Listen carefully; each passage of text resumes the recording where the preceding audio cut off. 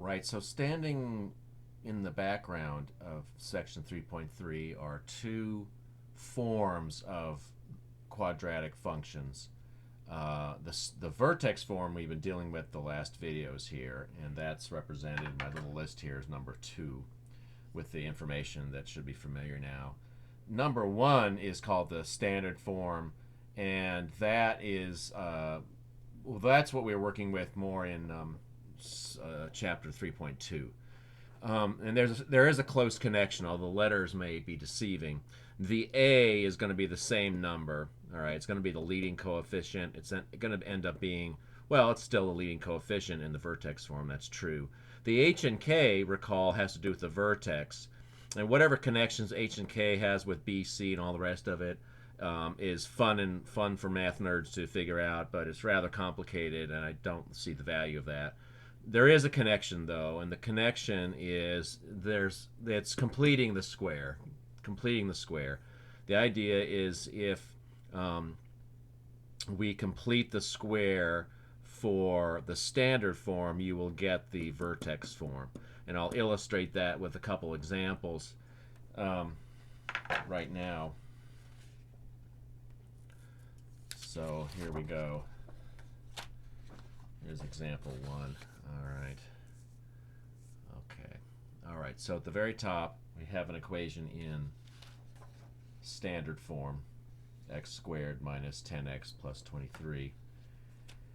And now we're going to complete the square, but there's a complication. I'm sure there's something a little odd going on here. If you're familiar with completing the square from the earlier section, section 3.2, this in one respect is different. And here's the difference. In 3.2, when we did completing the square, we were solving equations there. We were solving for x. We were setting the quadratic equal to 0 and finding which x values make it true. All right, we were solving. We're not doing that here. We are not solving anything in these examples. We're rewriting an expression. So try to keep that in mind. I realize the distinction is just not going to be very obvious, but it's important. Notice what's going on here. I'm saying f of x is called x squared minus 10x plus 23. I'm not saying you solve anything here. I'm saying I'm calling this a function, calling it f of x, and rewriting it. So it is a different animal. The process is similar, but there's one difference, and that is when we did completing the square in chapter 3.2, we would take this constant and bring it over to the right side, and well, there's nothing like that here. The 23 is not going to go anywhere. In fact, the 23 is just going to sit there and watch the show. There is going to be very similar action here. So, if you haven't done 3.2 yet, you really should, because there you get a lot of practice in doing the process of completing the square. It's the same basic process here. That is, you look at the linear coefficient, which in this case is negative 10. You multiply that by half, which in this case gives us negative 5. You take that negative 5 and square it, and our magic number is 25. Now, we can't add 25 to both sides of an equation, quote unquote, because there isn't such a thing. So what you have to do is what you bring in out of thin air, you have to subtract back out. So that's where you get the 25 minus 25. The 23 was already there. Here, notice the 25 minus 25 is 0, so I haven't actually brought in a number out of thin air, not literally. It would cancel out. But you might say, well, why would you want to do a crazy thing like that? Well, with the grouping here, I'm hoping you start to see there is a point, because right there, these three terms can be factored as x minus 5 squared, quantity squared. And what's left over, these numbers on the right, the negative 25 plus 23 gives us negative 2. And this last equation is in vertex form. Notice we can read off the vertex here. We can say the vertex is 5 at negative 2. And that's one of the values of the vertex form. A big value is you can read off the vertex. And I wanted to note the bottom what's going on here, so I made a special point of that. We're saying f of x, this function can be written in two different ways, two equivalent different ways. The standard form way, which is expanded out, the vertex form way, which is in a sort of factored form. and they both have their purposes and roles, as we'll see, but they're equivalent. They just happen to look different. And completing the square is the way we can derive the vertex form from the standard form. Now, what if we were given the vertex form and we needed to derive the standard form, which might happen? No problem. That's actually easier, right? You just expand this out. You FOIL whatever, x squared minus 10x plus 25 minus 2, blah, blah. Add like terms, and you'll get back your standard form. Let's look at a second, pretty simple example just to see what's going on here. All right, so let's try this one right here. Get that so it can actually show up. That'd be nice. All right, there we go. All right, so f of x, the function name, is called f, and it's equal to x squared minus 6x plus 13. It's in standard form. Perhaps a different way of calling this would be expanded form. I'm a little bit more liking that, although I haven't actually seen it written that way in the books. But anyway, now we're going to complete the square. So this 13, I just kind of bring it off to the right just to kind of get it out of the way because it's just not doing anything for a while. Then focus on the linear coefficient, which is -6. Multiply that by half, you get -3. Square the -3 gives us the magic number 9. So 9 is what needs to come in and be dealt with. That's where it comes in right here, plus 9 minus 9. And then I think maybe it's helpful. I should put a little grouping there. In fact, I'll do that right now, if you don't mind. Put a little grouping right there, just to highlight that those three terms are going to kind of go together and be factored into the quantity x minus 3 squared. And then the -9 plus 13 gives us a 4, and now we have vertex form out of that. So what I'm trying to illustrate again is we're writing in two different ways the same function. And the reason for having two different ways of writing the same function is they fulfill different purposes. That's the way it turns out. And what I want to do now is to show you how the standard form is very helpful for some piece of information. So let's see now. I guess this will actually be the same examples, but with the mission being finding the y-intercept.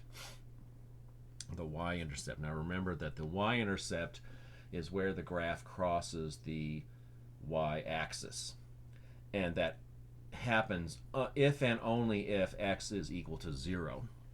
So here we are. We have our equation in standard form. What I'm saying is don't write this in vertex form yet. Use this form to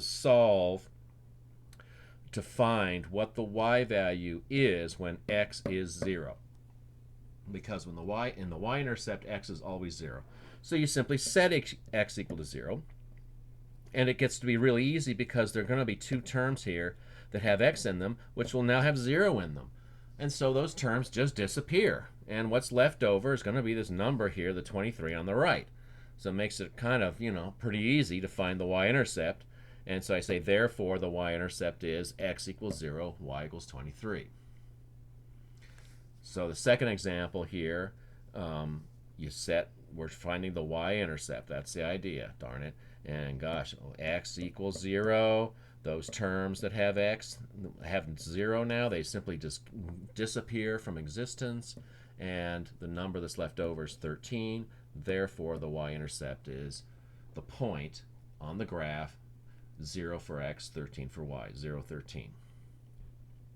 So there's definitely at least one reason right off the bat where the expanded standard form is really efficient. The vertex form, you can set x equal to 0. I mean, that's true. Let's go back here. I'm sorry, I should show you this, I suppose.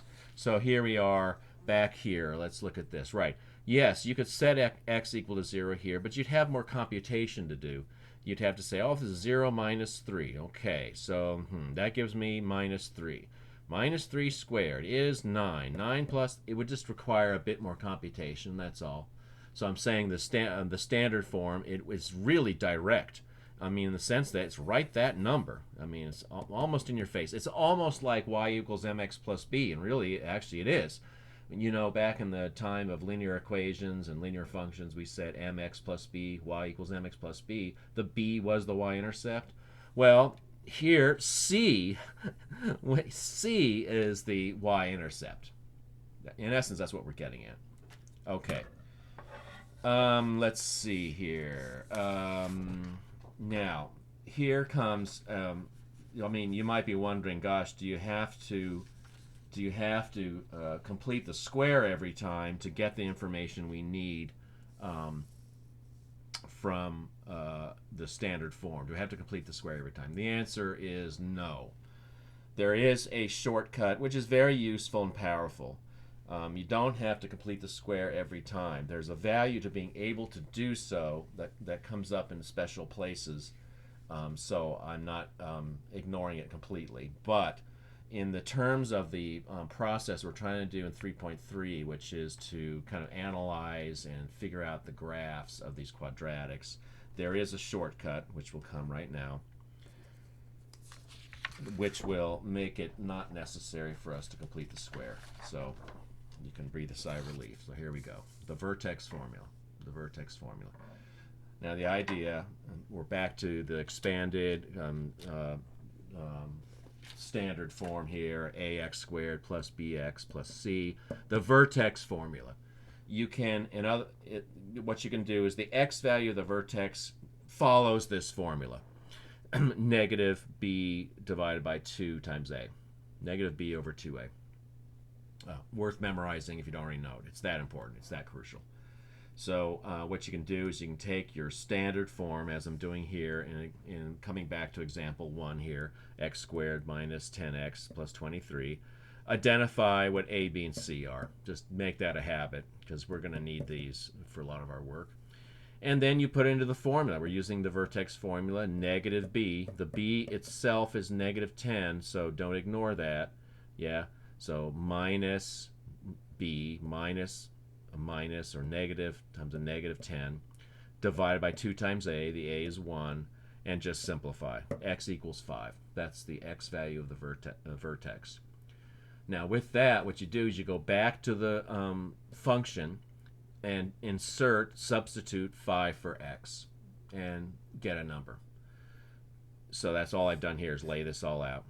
You know, it's just arithmetic. And you get negative 2 coming out of that. Negative 2 is the y value of the vertex. Therefore, the vertex is 5, negative 2.